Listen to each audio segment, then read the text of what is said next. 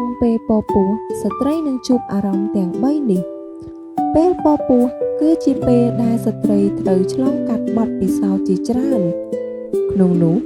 មានទាំងអារម្មណ៍រំភើបអារម្មណ៍រីករាយនិងការលំបាកផងដែរដោយឡែកខាងក្រោមនេះ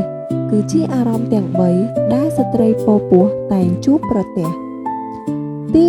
1អារម្មណ៍ក្តៅខុសពីធម្មតាដោយសារតែការផ្លាស់ប្ដូរអរម៉ូននិងការកើនឡើងនៃការផ្គត់ផ្គង់ឈាមទៅកាន់ស្បែករបស់អ្នកម៉ាក់ដែលបណ្ដាលឲ្យក្តៅស្អុះនិងបែកញើសច្រើនទី2ឆាប់អស់កម្លាំងដែលបណ្ដាលមកពីការចាញ់កូនជាពិសេសគឺរយៈពេល12សប្តាហ៍ដំបូងដែលអ្នកម៉ាក់អាចក្អួតចង្អោរញឹកញាប់ទី